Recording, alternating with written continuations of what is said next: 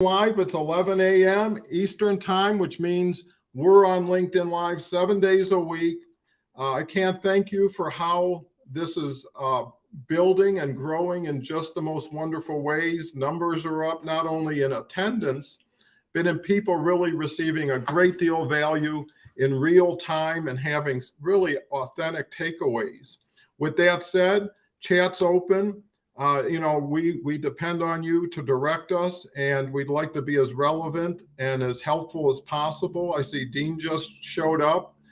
Today's topic is trust. Every day we have a new topic. Every day it seems to center all of us.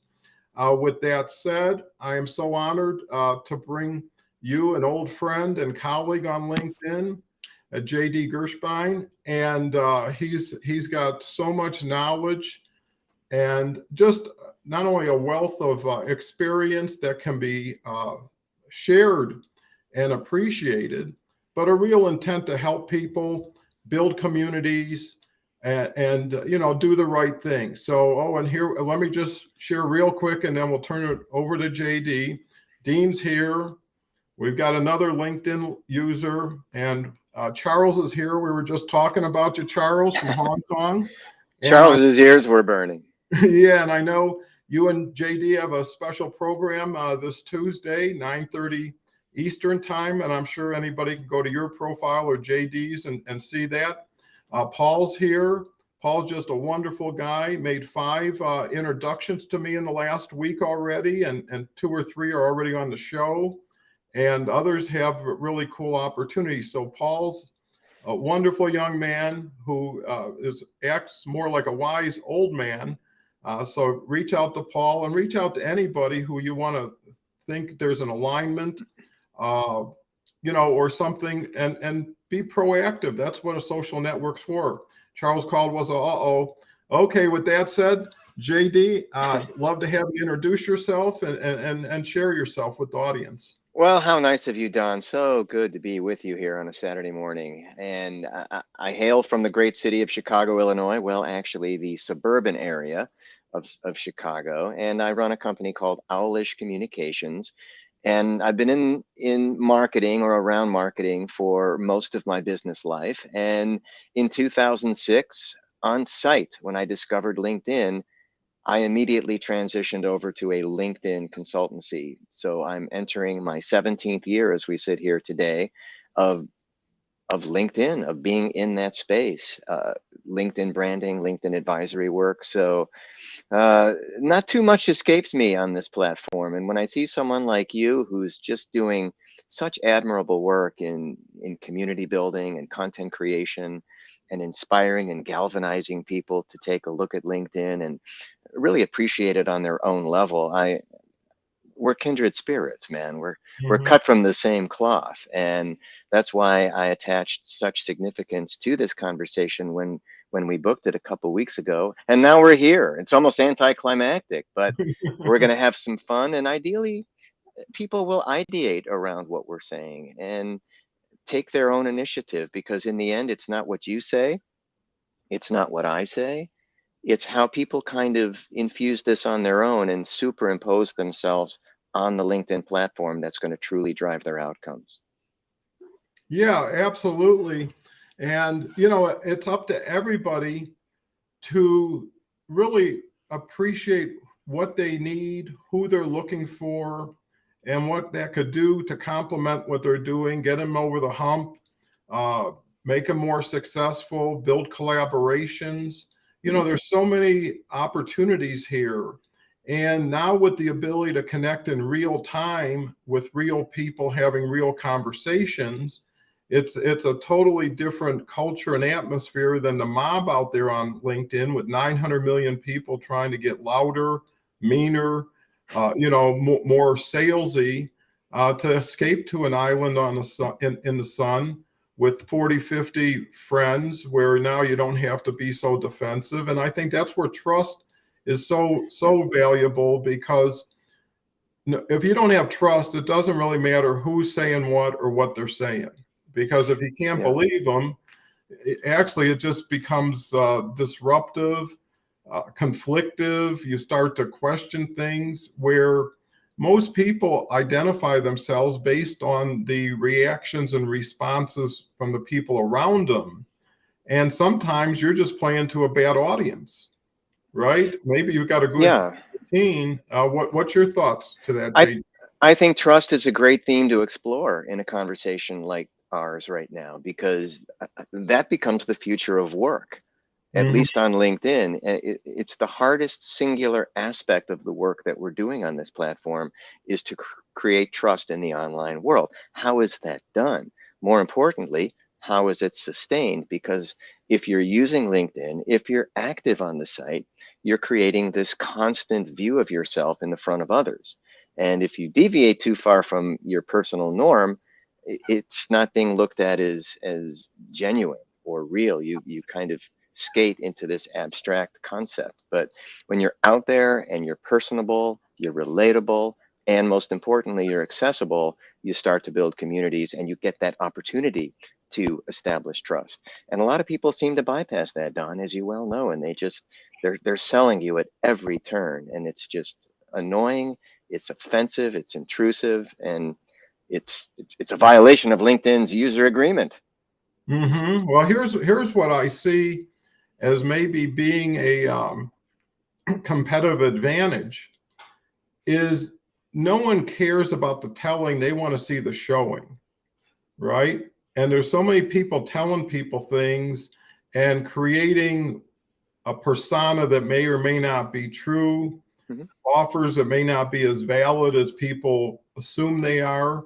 So in a platform like this, if someone sees somebody over and over again, they're going to start to really relate to them in a way that they've gotten to know them because they've seen them. They've seen how they Right. respond to things, how they react to people, how kind they are, how positive they are. Because people come for what you have, but they stay for you or leave because of you, right? True. Because at a certain point, it's the company, that you keep, and who makes you better for the time you spend with them, who makes you worse, and this is all like a Broadway play. Everybody writes their parts, everybody picks their costumes, everybody knows when they enter and leave. Who is producing your play, and how do you show up?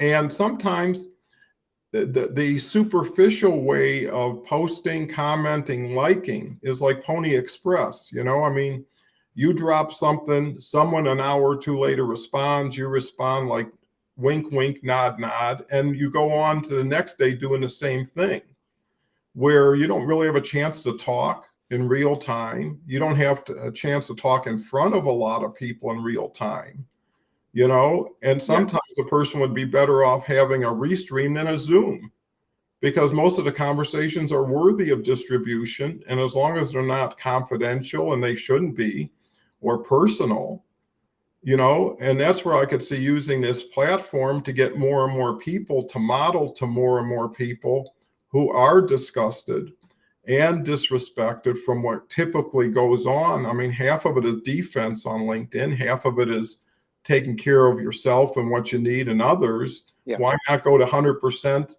And that goes with trust. But here's the thing, trust is so hard to get. And I think it is the most important attribute you can gain on LinkedIn, but Yeah. it's so easy to lose.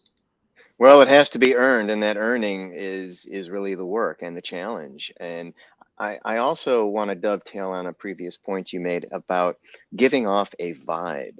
Mhm. And that's really where I have separated from others in the trade, because I don't participate in the same old LinkedIn conversation. And I've eliminated terms like lead generation from my vocabulary and thought leadership from my vocabulary. I think these are in many cases very artificialized over time. And what we're really trying to do is appeal to the sensibilities of those that we want to serve and those with whom we connect. And it's about this vibe, or as I like to say, having a LinkedIn style. That's become the foundational piece of my work moving forward into this next frontier of LinkedIn is what's our style on the site? Is it a uniquely identifiable style? I mean, can we cross the LinkedIn terrain and be noticed and acknowledged on our merits, as opposed to trying to be derivative and sound like someone else? So everything I've ever done since I saw this platform in 2006 has come from my own observation and experience, organic growth. And this is what I'm teaching. If folks want to grow organically and not be hung up on numbers, because people who are on the periphery of your network won't trust you anyway, but it's the people who are localized, who are your advocates, who truly get you, and they've watched you and they understand how you roll. Those are the folks that you develop relationships, and if all goes well, a sales moment might emerge, or you wind up doing business with each other. So I think there's something to be said for the slow and steady wins the race philosophy of the tortoise and the hare, because when you're out there trying to build trust, it shows. When you're out there trying to sell your ass off, it shows, and it offends people and it repels them. So I really lay back. I kind of let the game come to me. I know you talk about the inbound game a lot, and that's all I've ever played. I don't do cold approaches. I don't hit people from the blind side and try to pitch them ever, ever.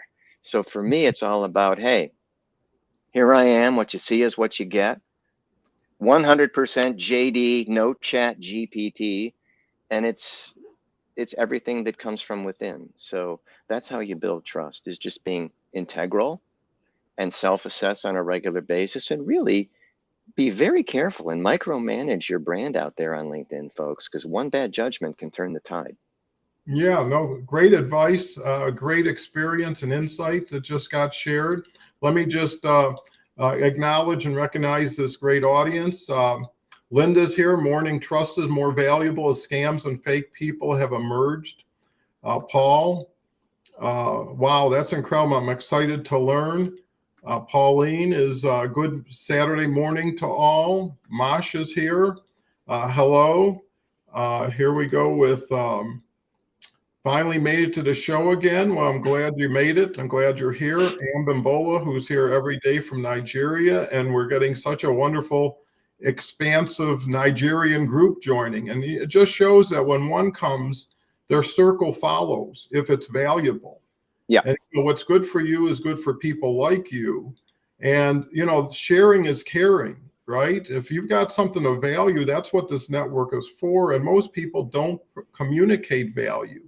They communicate popular trends. What is someone going to like? What is someone going to comment on versus what can someone really use right now and change the tide for them? Because all it takes is one person, one thought to pivot and move forward. Munica's here. Hello, everyone. Happy Saturday. Looks like Munica knows Ambimbola. That's great. Friends with friends. Paul says, JD, I don't use all the buzzwords too. Paul's definitely a guy someone should want to meet. Hello, Charles, Paul, and Dean. Here we go with Munica. Yes. If I may interject, I'd like to give my kudos and salutes to people who are doing housework, walking their dog, running errands right now, because it shows that you're committed to this platform and you're willing to give your time, your energy, and your mental space to a couple of blokes like us having a LinkedIn conversation, because it shows a commitment to excellence. I mean, technically we're off duty right now, but when you're an entrepreneur and the store's always open and you're running a business, hey man, you're always engaged. You're always plugged in. Yes? Oh, absolutely. Because if it's bringing value, you're investing in yourself. If it's costing you time or costing you resources, you're taking value away from yourself. So how long would you stand in front of an ATM machine that kept paying off? As long as you could keep your eyes open, right? You're never short of a metaphor, Donald. No, and it's important because I think most people relate to visions or visuals than they do to concepts that may be hard to integrate at the time they're used. So, my feeling is meet people where they're at and serve them the way they need to be served at the time, right? Because, to help somebody, you got to reach down sometimes and pick someone up. You can't always be reaching up, hoping for someone to pick you up. Linda has loved having people counting to share views and thoughts and building trust, and having found a company who gave us Bill of Rights and quality products and more great things to build trust to become a part of. Paul, JD, I'm curious on social media. I've learned over the past year it's not the algorithm, it's your content. Do you think regular posting styles still work, or do you think it's a good idea to utilize these carousels and other post styles? JD? People are so preoccupied with the algorithm, and folks, you heard it from me. Don't don't mind the algorithm. Don't care about the algorithm. I mean, to a certain point, perhaps, but vanity metrics aren't going to move the needle for anybody. Right for yourself, right for the people you serve, right for the people who refer you, right for the people with whom you'd like to connect, and bring them to the content. The spray and pray approach doesn't work because everybody's doing it, and that's what's creating the mess, the free for all on LinkedIn right now. So pay attention to the algorithm to a point. Yes, there's an ego component to content creation. We do want the likes. We do want people to share the work. But you know what? To Don's point earlier, it takes one view, the right view.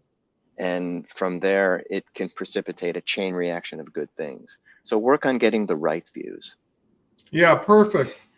Quality over quantity, relevance over irrelevance, they say niches or riches on LinkedIn. There's 900 million people. You don't have a big enough door for everyone, right? So better specify what you're there for, why you're there. There's no reason to be Yeah, or to confuse somebody or build a mystery and then have to sort it out afterwards, which is going to take mutual time. Your thoughts, JD?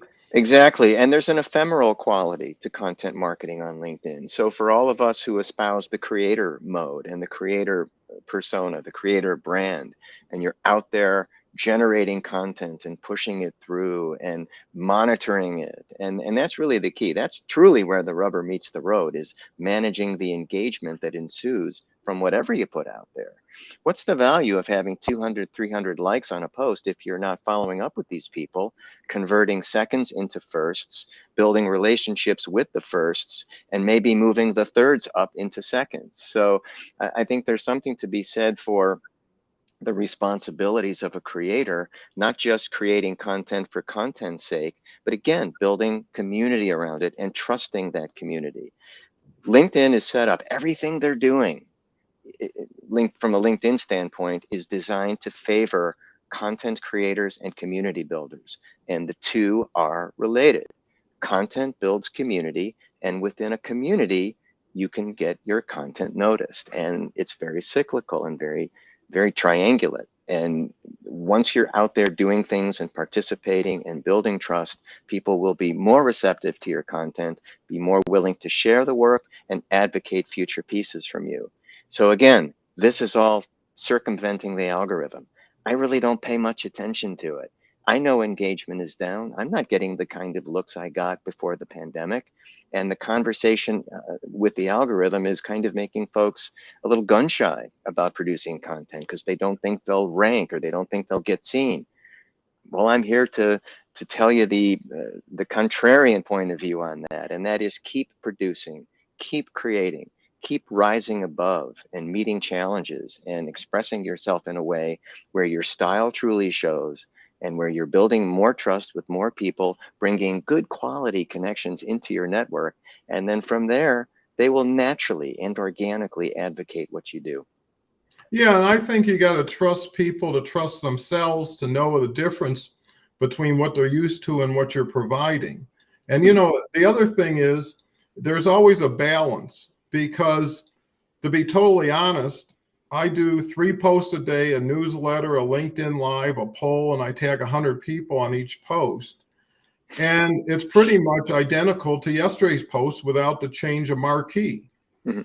right? And Yeah. what I find is consistency and having a strong message that doesn't age in a day or two. And one thing about LinkedIn, they give you your numbers every day. You get a report card. If your numbers are strong, if they're going up and to the right, don't change it. Right? If the people are voting yes, why if it's old for you, it's not old for them. And that's the key, is not thinking that Yeah. everybody thinks like you, not thinking that everybody believes your content's stale when they saw it a second time. Because ask yourself, when's the last time you ever thought of anybody else's content and say, boy, they did this last week. I'm never going to look at them again.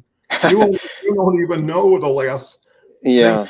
you looked at. Everything scrolls so fast. But Well, go if you're ahead. bringing a lot of folks into your network though, Don, if you're bringing 15, 20, 25, 50 people a week into your network, when you bring back a piece that maybe a fair percentage of your network saw 1 week, 2 weeks, 3 weeks ago, there are new people who haven't seen it.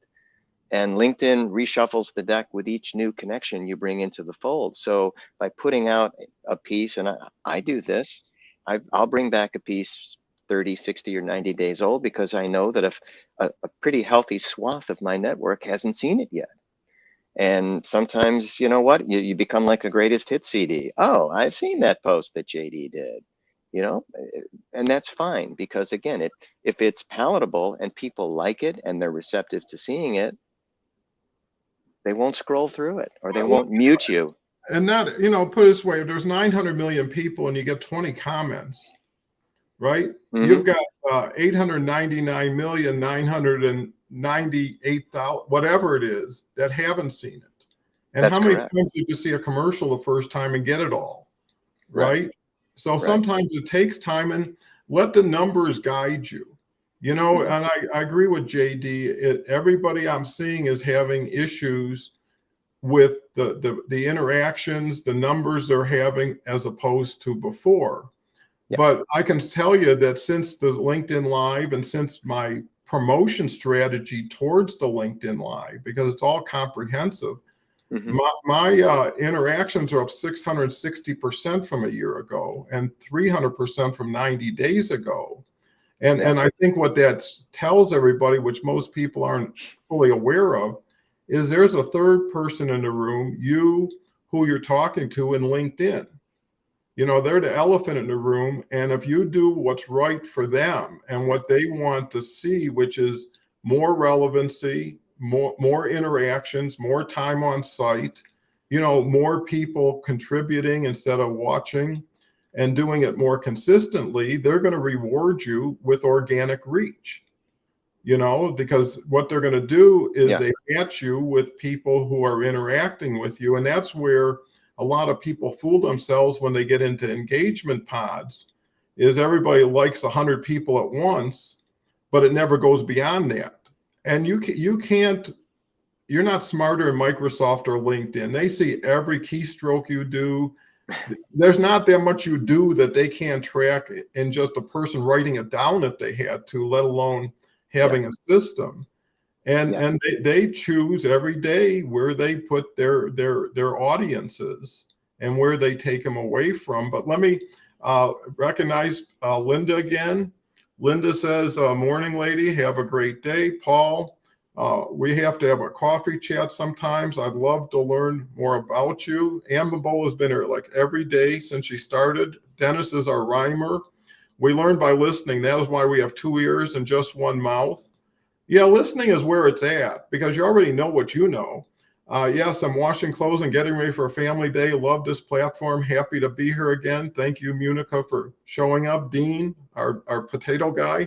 JD and I just got back on this last year into technology, while LinkedIn is in the common thread. Thank you for the knowledge jewels, where you can give and receive. Dennis, I'm walking my dog now. I'm an entrepreneur that is still dog smart after 48 years after starting AboutSavingHeat.com. Good for you. 48 years. That's quite a record. Well said, JD. Don't get preoccupied with the algorithm.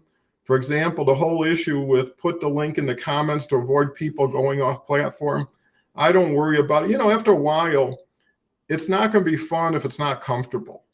Right? If you're not following your heart, if you're not doing what you believe in, and I usually think the measure of do you do it or not is do you like it or not? Forget about everybody else. If the only person that enjoys what you're doing is you, and it's making you better for it, well, that's as good as a third party telling you it's good. And, after a while, it is what it is. You are who you are. The sooner you get it out there, the sooner you'll scare away the people who don't want you, the sooner you'll attract the people who do want you, and you can't please everybody. And I think, to JD's point, you have to realize that there's a responsibility when you promote a bigger audience reaction. you have a bigger audience responsibility to respond to it. Because the last thing you can do is say, hey, vote for me, and I'm never going to look at you again until you vote again. Right? And people will just Yeah. say, hey, I'm not served here. Or this person is talking the game, but they're not walking it.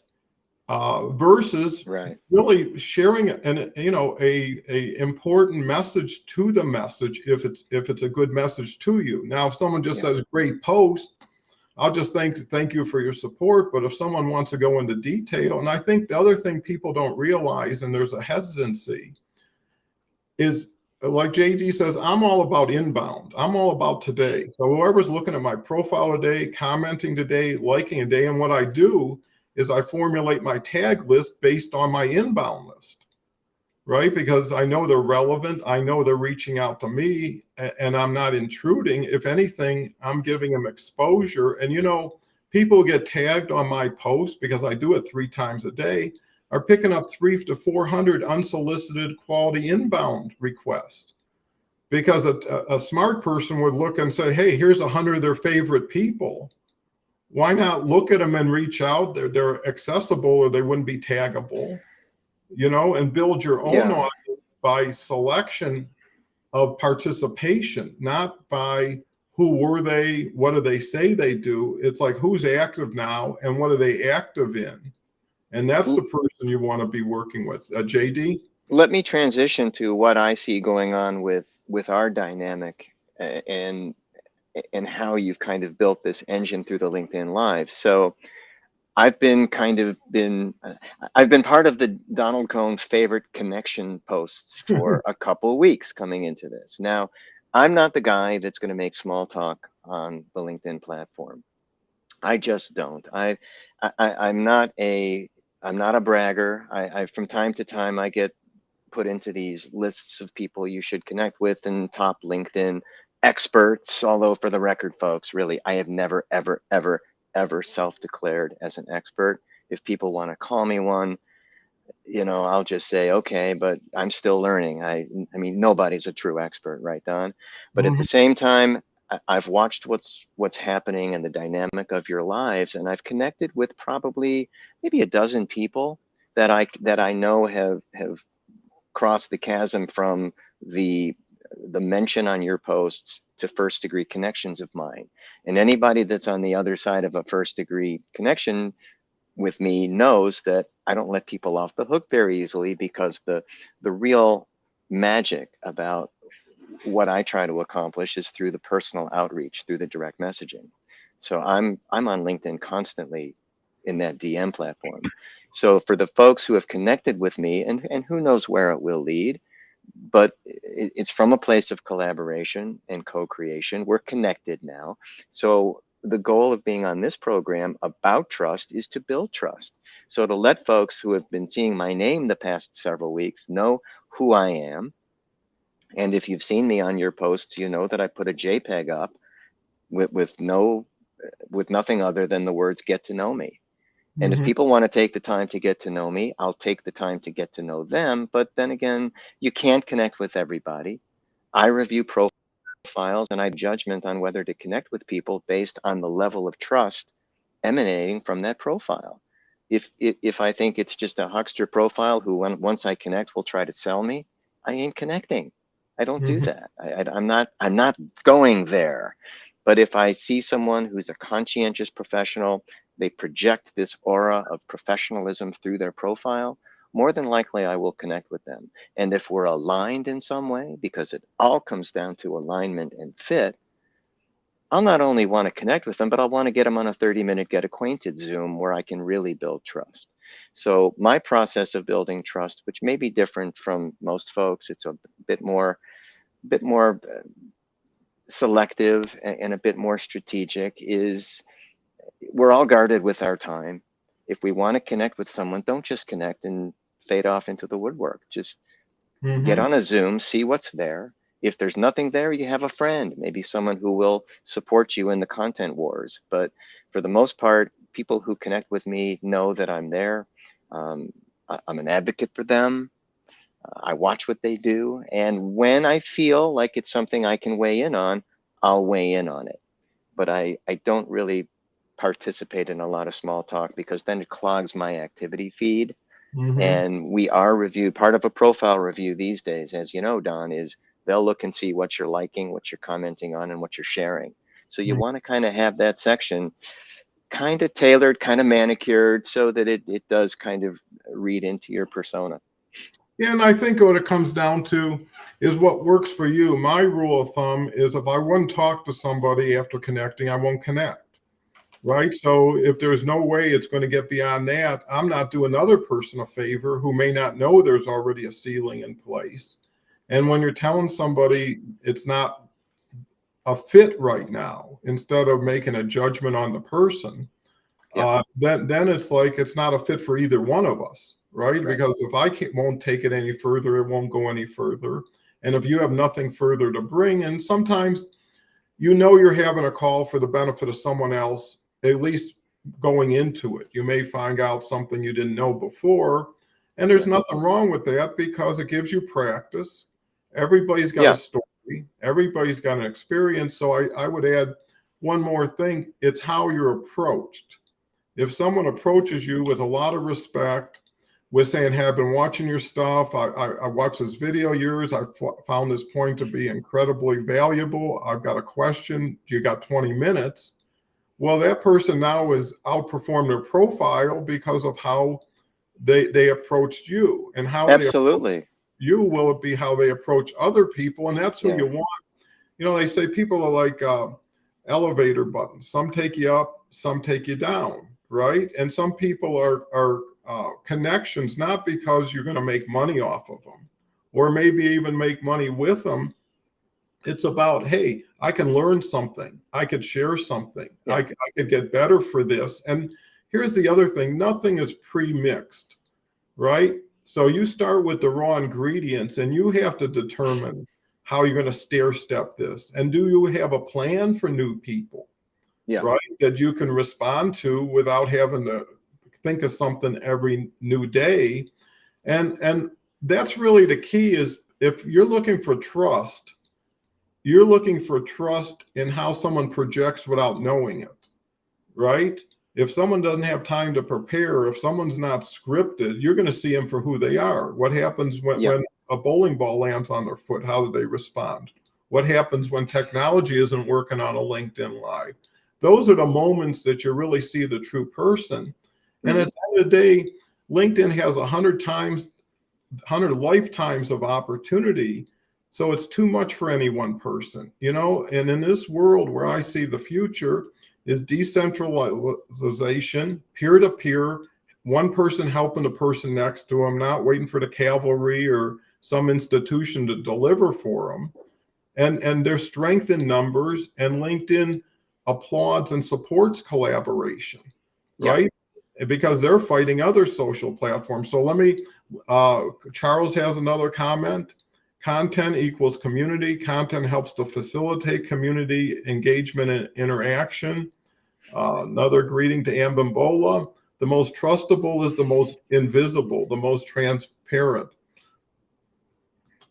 Something to be said. How does this alternative conception of communication relate to other fields of study that inform our understanding of the nonprofit? Well, I think if you're building relationships, it doesn't matter where the destination is. Is whatever you're doing, profit, nonprofit, just to get your information out. It's about making friends. I used to always say in business, make a friend before you make a sale. You know, because then you're allowing the initial perception to disappear. Is what's wrong with this? What's wrong with this guy? What do I Yeah. got to be aware of? To say, hey, he's a likable fellow. He's got a good sense of humor. He's in no rush. And here's the thing: if you're busy enough with quality inbound, you're not pushing anybody to get any busier. And in some ways, it's like, thanks, I got a lot going on. Come back in a month if it fits you well. And when, I've had a lot of dogs, and when you chase them, they run from you. Right. When you run away from them, they run towards you. And I'm not saying people are like dogs, but it's just human nature to understand positioning and timing is everything for everybody. And you got to ask yourself, when did you last engage and buy something from somebody on LinkedIn? Doesn't happen every day. Sometimes it doesn't happen at all. And the point is instead of looking at things as a risk, people can look at them as an investment if they've already experienced the value. I mean, Costco doesn't sample because they love giving stuff away. They know that once people have a taste, they may buy more. I was actually talking to a lady, Leslie Nidick, yesterday, and she's out in New York, and we were talking about a sales plan that people used to use, and they used to call it like the puppy pack. And what you do is if you wanted a puppy to get adopted by a great family, you'd find a couple with 2 kids. On Friday, say, could you just take care of my puppy till Monday? And I'll come back. When a Monday comes, you're not getting the puppy back. So she said, that's remarkable because my husband volunteers at the animal shelter. And they have a program, says, have a pet for a weekend. So people pick up a dog or a cat or even a rabbit on Friday, and half of them never come back. Yep. Right? And then there are people every weekend that just want a companion, maybe because they work all week and they can't deal with the dog all the time. So the point is, by giving value, people experiencing value, it's now they appreciate, and now the value could go up, versus if you had to sell something prior to someone ever experiencing or knowing it, because people act out of fear of loss more than greed. People fight like hell to keep what they got, but they're not always motivated to get more. So I think the key is who goes first, how do you go first? And the sooner you test who you're with, the better for everybody. If you're going to get beat by somebody by lending them money, you're better off giving them $5 as soon as you meet them. And if they never pay you back, then you never have to deal with them, or it's only $5 versus what could have been later. So doing things that intuitively are opportunist versus adverse to loss. And the other thing, there's a lot of people have no business experience, and they don't understand what expenses are or investments are, or how to get from A to B without doing something, without buying something, right? And we've got to be the model that duplicates through others, that allows them to be successful and learn so much. So with that said, what I know we go back a bit. I know we talked about that before the show about going full circle. So what's your thoughts on that? Well, I believe LinkedIn is a microcosm for the human experience, the human condition. And you've got so many people who are expressing themselves in ways that they normally wouldn't prior to, say, the pandemic, which is really the greatest inflection point of the human species in the last decade. I mean, we have been completely changed. Our value systems have shifted.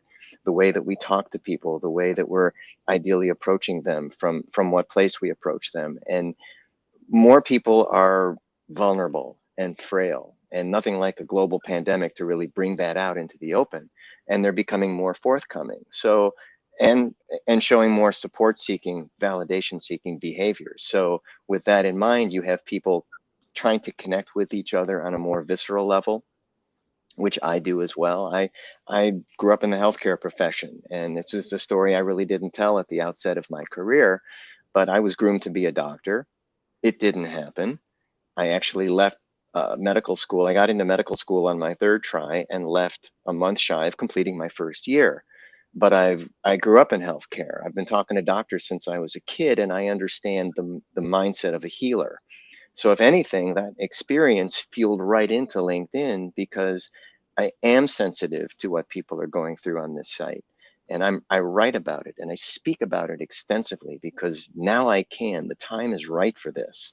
It's not about being strategic or tactical or converting or generating leads or getting to know your prospect and taking them down the buyer's journey. These are sales terms. These are manufactured vocabularies. The real issue on LinkedIn, which is around the business and career conversation, are who are the people who will get me on some level? Who can I feel comfortable in speaking with on this deep emotional, intellectual level who will take me at face value and either be willing to do business with me, open a door for me, refer me to other people, that kind of thing. Mentor me. I mean, the mentoring that's going on LinkedIn, hopefully it's going on right here with Mhm. this conversation. That's the professional development industry. It's such an intangible. And as someone who's been in it 17 years, I honestly don't know what I'm selling these days other than folks' confidence. Because once you have confidence and a good idea as to who you are as a professional, you can find context for yourself in the online world. You can approach people more enthusiastically. You can liberate your voice and share content. You can engineer your profile to show you as a human being in business and not some huckster trying to sell a product. And you're really going to generate those meaningful conversations equals trust that we hear about. That's how you build trust. So I haven't mentioned the A word yet, Don. You know what the A word is? Authenticity. Mhm. And as we head into this period of automated intelligence and chat GPT and machine generated content, I think it's going to wipe out a lot of the authenticity conversation. I'm on record as saying that automation is the antithesis of authenticity. Say that 10 times real fast. And now you're going to have to defend your merits, defend the merits of your writing if people are going to say, hey, did you put that out there? Or is that content chat GPT generated? And again, this notion of building trust, I'm starting to put a disclaimer on all of my writing now that it's 100% JD, no chat GPT, because I think that if people are going to leverage machines to do their thinking for them, then it's the damn machines that are the thought leaders and not the people. Mhm. Well, here's the thing too, is that's why I believe live streaming and especially LinkedIn Live is so valuable, because it may be the last thing that anybody sees as being real, right? Because there's no way Paul's not Paul, or JD's Yes. JD, or Charles isn't Charles. When you see him, Don, are you sure I'm not a deep fake version of myself? well, if you are, then we're all in trouble. So I think that's really important, is people have been insulated, isolated, Yeah. marginalized since COVID, and they've had to put a tight blanket around them to keep them safe and secure.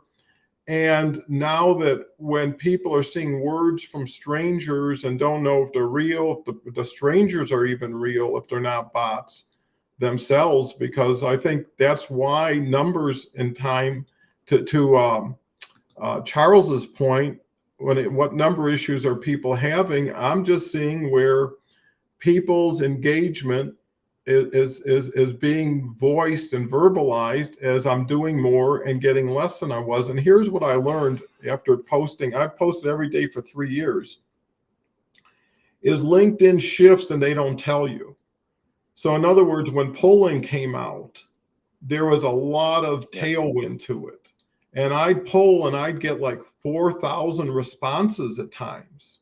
Now I'm getting maybe 100, depending on the subject, you know, and then it moved to something else. And if you can see where people moved and where the emphasis was, Yeah. and I'm sure LinkedIn Live is now getting a lot of their attention, and they're supporting people because the numbers came out a few weeks ago. A LinkedIn Live has 24 times the comments of an organic video, which has 5 times more Right. than a content post.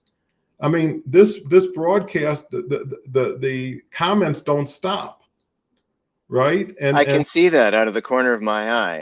yeah, I mean, they just keep going. So Yeah. to your point, what number issues are people having? They're doing the same, getting less, doing the Yep. more, maybe getting the same.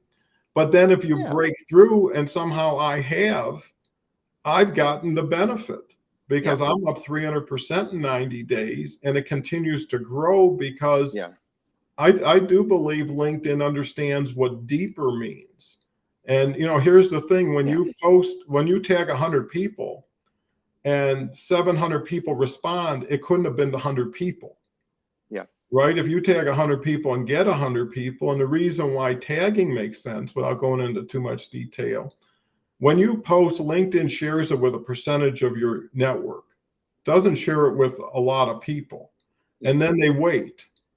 And if things start getting active, you become interesting and relevant. And then they see who is responding, how are they responding, or is it 3 or 4 line comments or a word?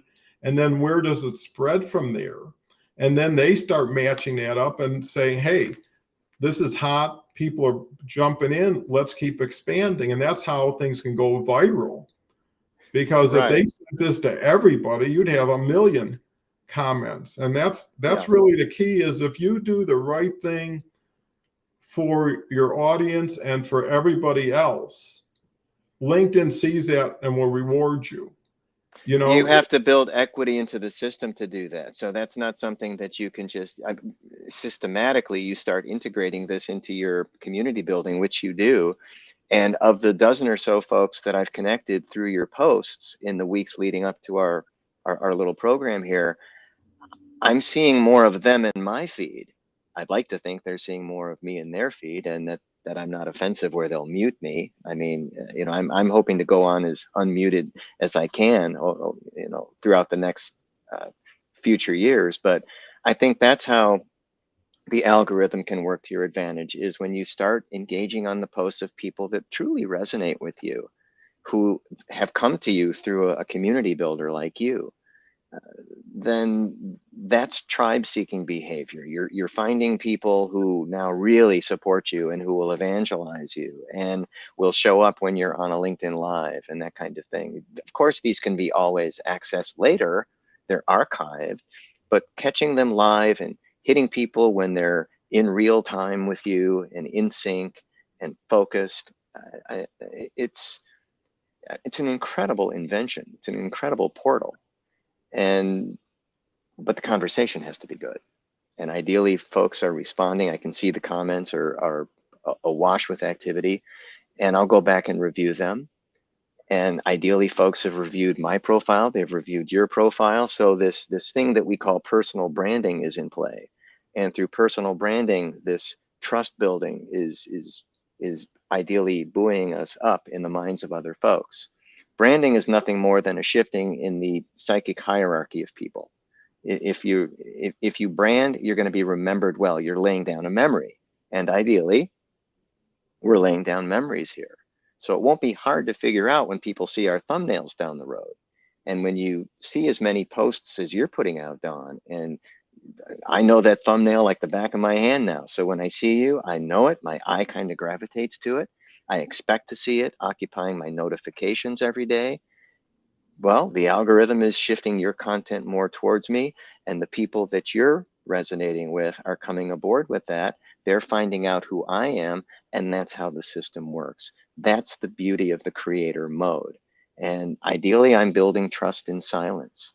This is the first opportunity I've had to speak with your community. I'm grateful for it. Thanks for having me and all of that. But now these folks are ideally focused on what we're speaking about. And I've been listening to you, you've been listening to me. We're bringing the goods. What we're talking about is truly the essence of LinkedIn. It's not about selling people and hitting them over the head with a sledgehammer sales pitch. It's about truly getting into their professional notions, what makes them tick, because those are the people you're going to wind up buying from, the ones who appeal to your sensibilities. Yeah, so true. And thinking of what you're saying, so many people are transitioning from something to something, either by choice or because they were disenfranchised from what they were part of. There's so many people on LinkedIn who used to be at Starbucks, who used to be at trade shows, who used to be at conferences, who used to be at people's offices. And all of that was on the way out anyways, and everything accelerated with COVID. And now they're a fish out of water, but they still bring in the mentality of buy, take, and ask. When you're meeting somebody at Starbucks, you got to get something for your time, right? When you fly to Vegas for 4 days, you got to come back with something, or you're not going to be flying there very often. And because of that, you've got that much time, that much investment, and somehow you got to get a return, and maybe a future benefit, and that's fine too. But on LinkedIn, you have all the time in the world with 900 million people. And where's the fire? Because you haven't even determined the value you can bring. You're bringing who you were to where people are, but you're a stranger in a new land. And what I learned is I had to be a better citizen to earn citizenship. Sure. And what I did is I just supported other people in the beginning. I wasn't a poster, I was a commenter. And I saw where the action was, where the people I admired most were. Yeah. And I wanted to get to be the best commenter. And that's another strategy. You can see, it's like playing cards and you see everybody's hands. You can see everybody's comments, right? You can definitely be the number one comment of the day for whoever you want. You can make their day.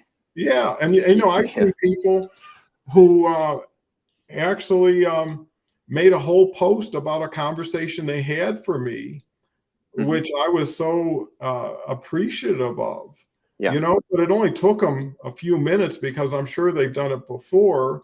But the point is everybody wants to feel special. They say the number one thing in the workplace is not money, it's recognition, right? You give people money and they appreciate, but then it becomes an entitlement. If you keep patting people on the back sincerely for real work, and that's what I don't think of people understand, is you're loaded with complementary benefit that all you got to do is have a schedule. If you say I'm going to leave 20 at least 4-line comments a day, right? And I'm going to pick 20 people for 2 weeks who I want to meet as a peer, because now for 2 weeks I've been supporting them. They've been responding to me. And then it's so much easier to say, hey, we sure are enjoying a lot of the same stuff. Let's have a call. And now you're a known. They say get known before you're needed. And you've got to be planting seeds. But let me share, because we'll never get to all these people. Okay. Nicole is here. Nicole, her book is out. Hi, folks. She's got a great story. We've got Munica again. Charles says, fast on your feet. It's nice to be friends with people and have fun with people too. There's nothing against that. Comments are content. Laura Sermon, I'm doing a 30-day challenge where all my posts are comments. It helped me connect and speak intentionally, and it's helped me build more meaningful relationships. Another good thing that comes out of this is third-party validation, right? Of course. If Paul is promoting Lauren, right? That's a feather in Lauren's hat when she doesn't even know what's happening. So why not spread the wealth? Why not spread the word when people are bringing you something that could be transformative? To share thank you. I mean, please and thank you are the simplest, easiest words that will get people's appreciation, because that's where I hit the DMs. Because they're so rare. That takes place in the DM. I am thanking people constantly for the nice comments about myself if they are inclined to make them, but I don't really like to do that in full view of the community at large. I think there's some things.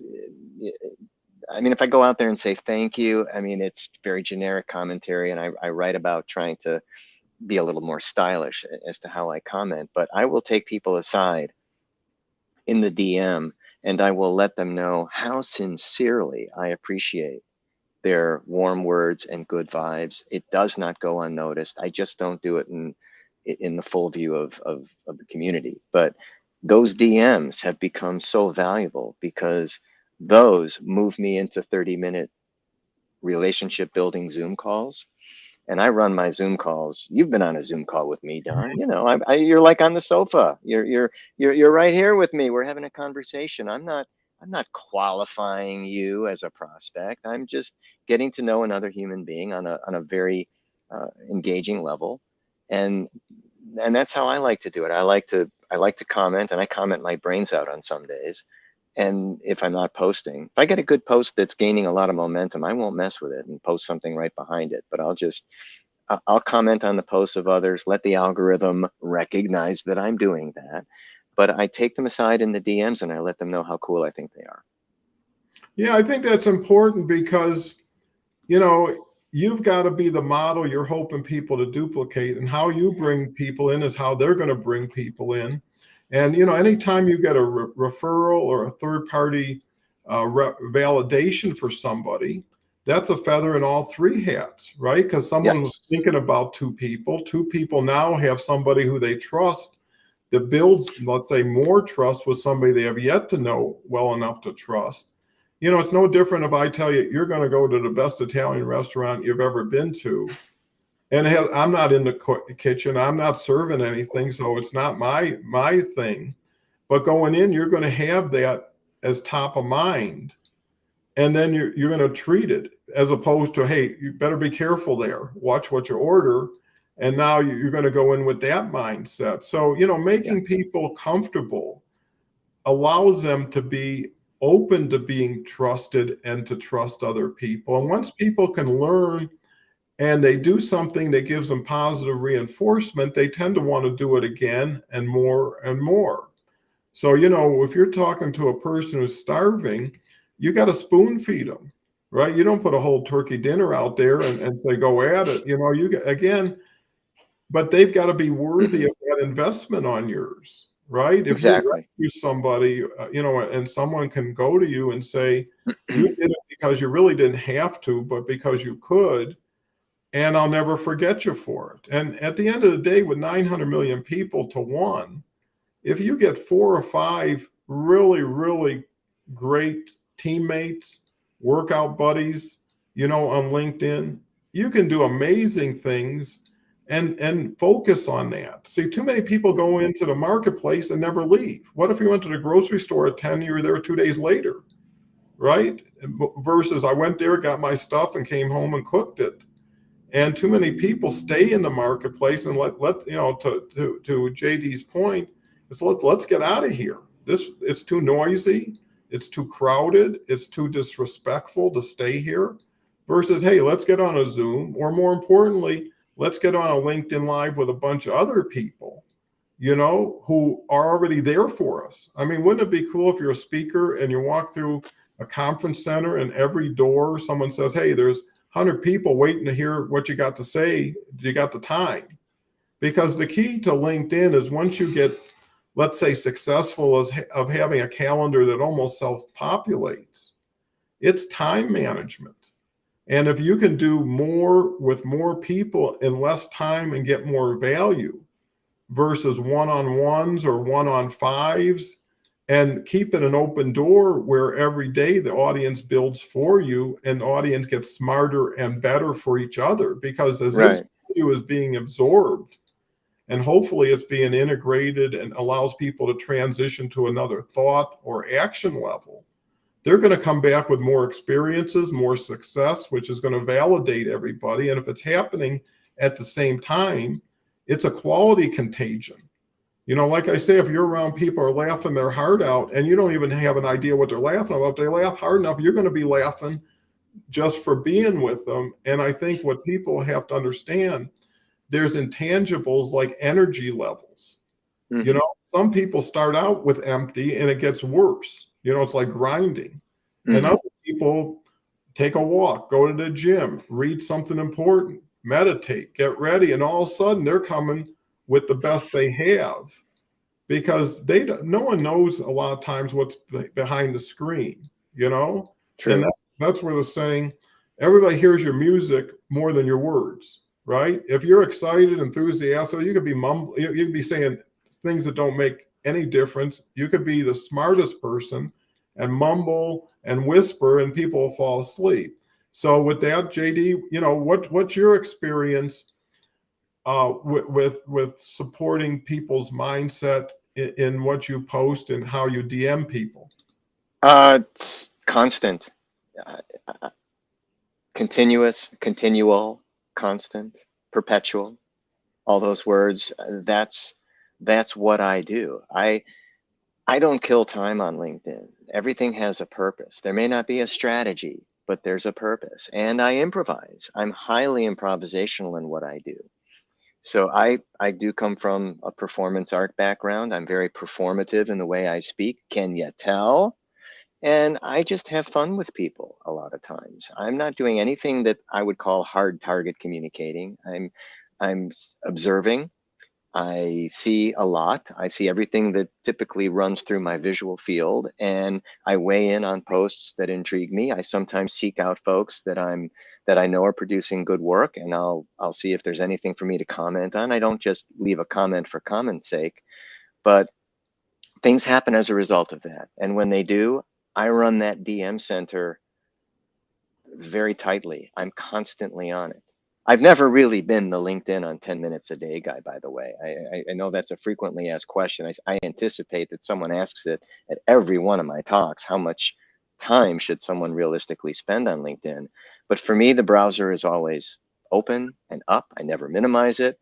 I'm constantly looking at that DM for people to support.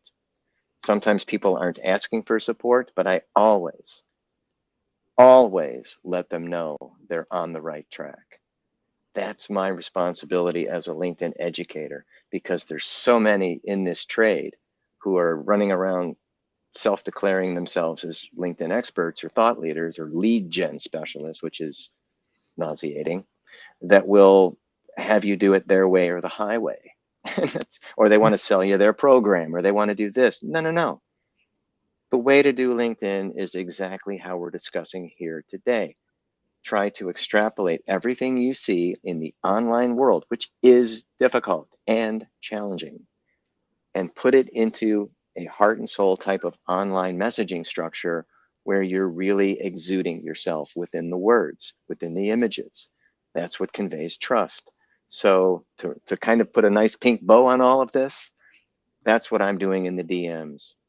Constantly building trust, letting people know that I'm watching them, they're doing great, I'm here to support them. Obviously, we all have to make livings. If a cell squeezes out of it, that's great. If I'm able to receive a client opportunity out of it, that's great. But people know what I do. I've made that very clear on my profile. If they're coming to me because they want to retain me, that's one conversation. But if we're just having the so-called business chat in the DMs, it's about relationship building. It's about steering them to a piece I just wrote that applies to what I'm trying to impress upon them. So I do it in all different kinds of ways, but I'm highly improvised. I don't have any plan. I don't have any structure or regiment. I'm just responding to what I see, putting more good stuff out there into the universe. And when I do that, the universe rewards me. Yeah, it makes perfect sense. And, I think JD and myself have, in some ways, a lot more time on the site, which is good and bad because, I've seen people say if you're following the stuff I put out 2 years ago, half of it doesn't relate anymore, right? Yeah. It's what have you done for me lately, isn't it? Yeah, well, it's dynamic change, and you're dealing with people who are always dealing with new things every day, new situations, and it's coming faster and faster. Where when I got out of school, you could get jobs for the next 30 years. I mean, back then IBM had a no fire, no layoff policy for so long. You know, Today everything changes by the day. Everything's just in time, pay for performance, show me what you got. It's an international village now where you're not just competing against the guy down the street, Right. and if you're not changing how you're seen, you're not going to get seen. It doesn't Exactly. matter what you got. If no one sees it, no one knows it. I tell people who create some of the most beautiful content, without an audience, you're talking to yourself all the time. So, there's a balance, and that's where I think coaching comes in. I think community comes in. You need things that someone else has, and you have things somebody else needs. Yeah. And I think we also have been talking about initial connections and communications. What's even more important is continuing conversations with people for different reasons, but you already know them. The first conversation is foundational. It's like, okay, just to figure out who you are, what you do, and do I have some benefit I can bring you, or vice versa? Right. Or is there somebody I know or may know that may help you in the future? And then what do I want to do to work to get your attention, to get your admiration and to get you to want to try something with me. Because everything is, if it's 10 steps, you don't want to shortcut it. Too many people go from first to last and say, what do you want? What do you think? Here's my deal. Do you want to buy? And it's spaghetti against the wall. And it works if you do enough of it, because anything on LinkedIn against 900 million people, as long as you don't violate too much, will get you something. I was just saying as an example, if I was out of work and really needed a job, I get it on at 8 a.m. and never stop broadcasting until I had to eat, just being there and broadcasting. And all you need is someone to see you. And you'll get more than sitting around thinking about when are they going to call? Did they look at my resume? Being proactive, creating your own opportunities, not waiting for them, because they're going to come in their own good time anyways. Yeah. What you do is independent of what's going to go around the universe and come back to you. And then people want to know, they say confidence is doing the same thing and failing, but still starting the new one with enthusiasm.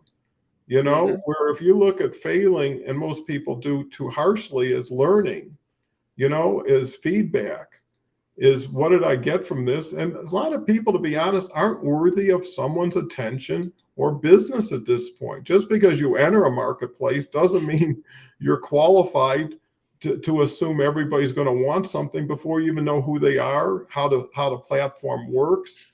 And that's why I would buy vowels before trying to solve the puzzle. And you can do that with people who have been here, have done that. Everybody gets, you can look at everybody's stuff forever. I've got 400 LinkedIn lives that you can binge for months if you wanted to. And by then you'd have to get to know who someone is over time. So I think it's the relationship building, going long term, not majoring into minors and stepping over dollars to pick up pennies, but to really build on something. This is your dream opportunity if it works.